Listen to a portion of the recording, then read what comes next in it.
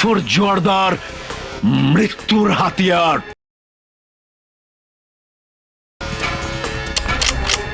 আমাদেরকে খুব মারতে মন চাইছে, তাই না? But no chance, no chance.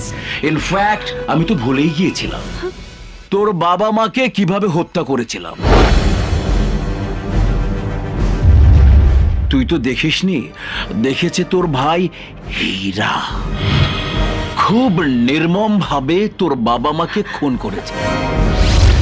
ঠিক এইভাবে পিস্তল ঠেকিয়ে গুলি করেছিলাম। Jafar! Stop! Go back.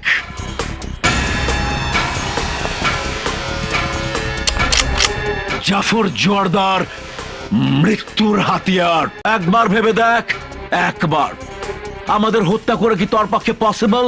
No, never. এই ডেভিড ডলারকে মারতে হলে তোকে বারবার জন্ম নিতে হবে, কারণ সত্যিকারের বীর পুরুষ আমি। ইয়েস, বীর পুরুষ। যে কেউ নিজেকে বীর পুরুষ ভাবতে পারে, কিন্তু এটা কারো বংশের দেয়া উপাধি নয়, আর চাইলেই কেউ তা পায় না। সেটা রক্তে থাকা চাই, রক্তে।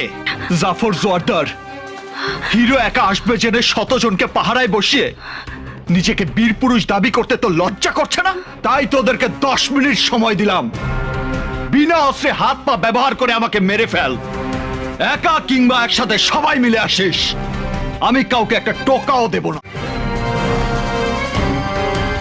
যদি না পারিস তাহলে 11 মিনিট থেকে আমি মার শুরু করব। জন প্রতি একটাই মারবো, দ্বিতীয়টি নয়। আমার বাবার কসম, সাহস থাকলে আয়।